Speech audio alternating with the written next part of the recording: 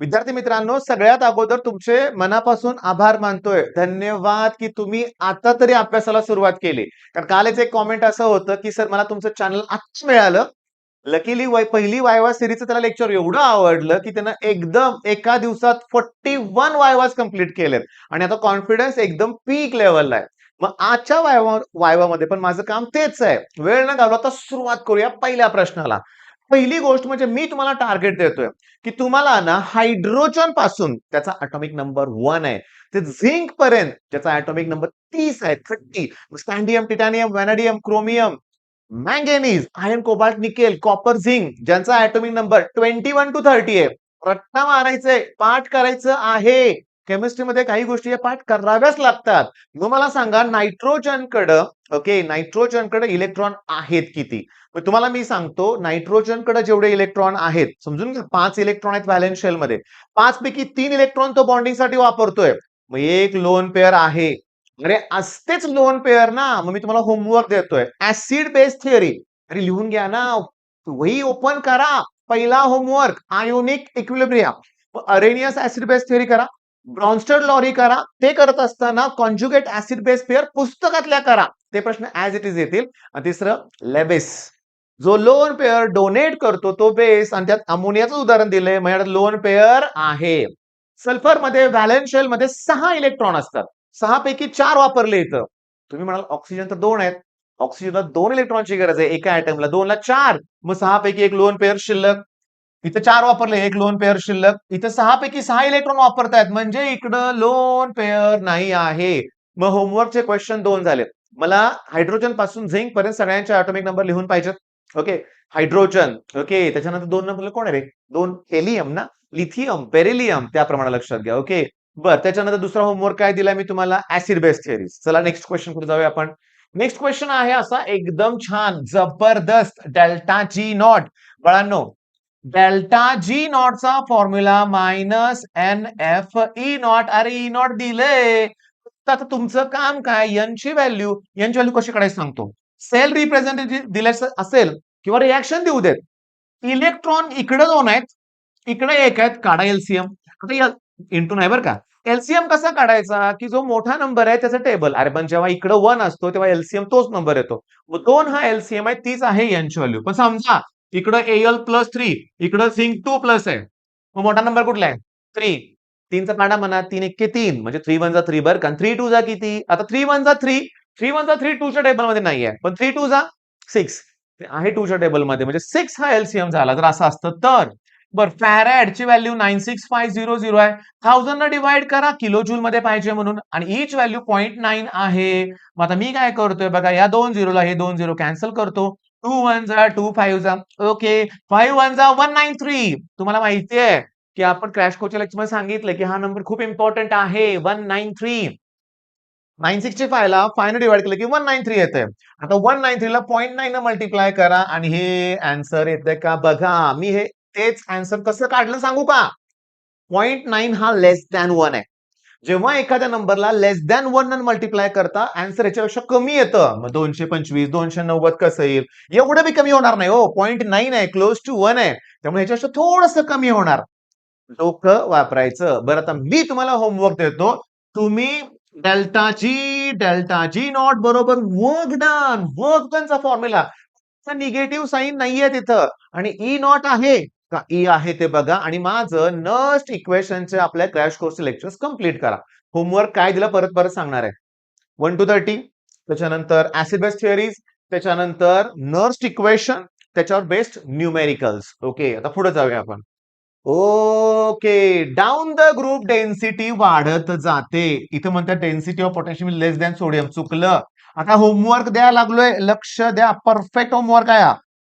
हलिना म्हणजे हे नेकी रब से फिर्याद इथं लिहितोय फार खाली जागा नाही म्हणून. मला या सगळ्यांचे युजेस पाहिजेत. बॅटरीज मध्ये कूलंट म्हणून वापरतात. Heat transfer.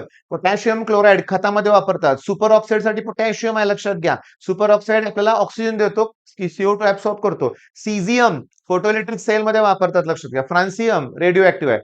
ग्रुप 1 मग अल्कली मेटलच्या प्रॉपर्टीज बघा, त्याच्या रिॲक्शन्स बघा. बघा डायगोनल रिलेशनशिप 1-2 मध्ये कुठे आहे का बघा, लिथियम मॅग्नेशियम, अल्युमिनियम बेरिलियम ह्याच्यात असतं डायगोनल रिलेशनशिप. चला इथं ए आणि बी हे सगळ्यात इम्पॉर्टंट आहे, सांगतो. ए आणि बी, ओके, कलर चेंज करूया. ए आणि बी हा सगळ्यात महत्वाचा आहे बरं का. ए कुठे आहे बघा, कॉर्नरवर. अरे सॉलिड स्टेट मध्ये कॉर्नरचं कॉन्ट्रीब्युशन 1/8 असतं. असे 8 कॉर्नर असतात.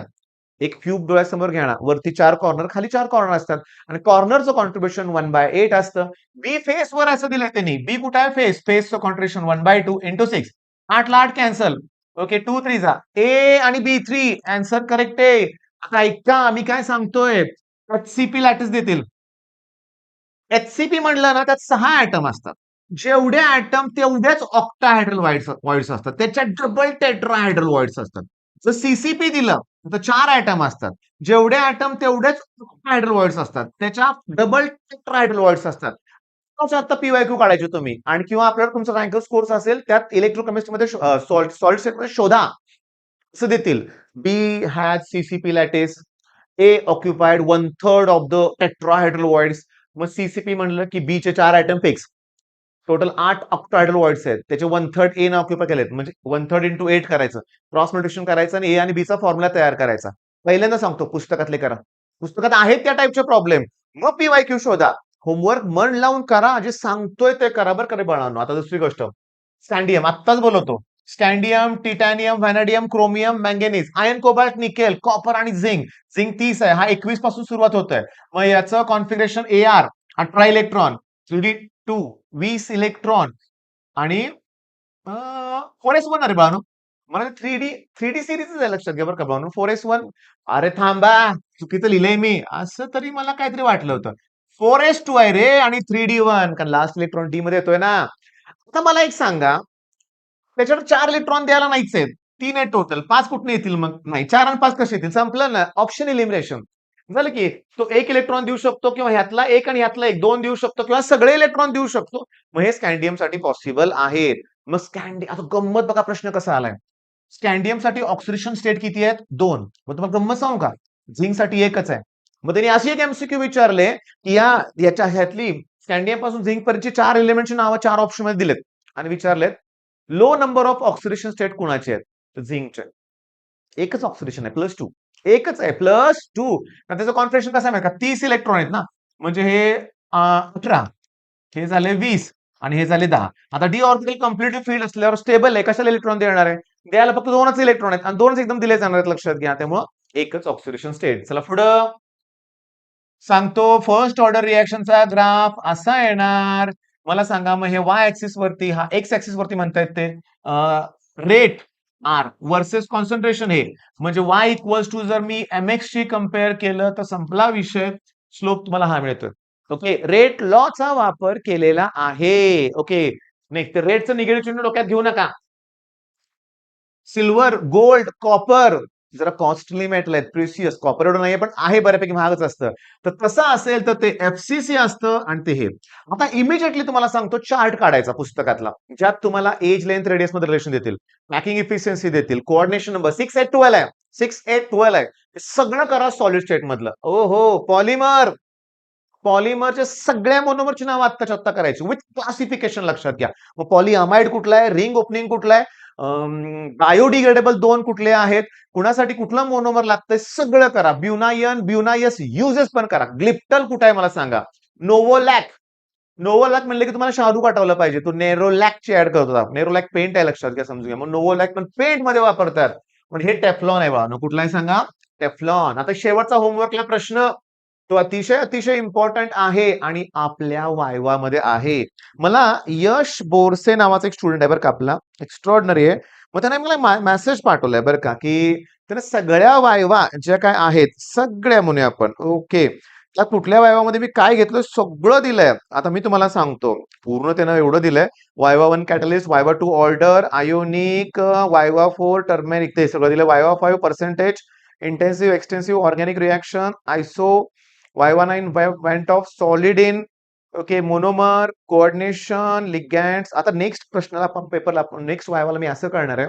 या प्रश्नाला वायवा नंबर देणार ना म्हणजे रिव्हिजनला पण तुम्हाला भारी पडेल लक्षात घ्या. Uses of neon first law, mass of metal deposited सापडलं. वायवा 20 बघायला इमिजिएटली सुरुवात करा.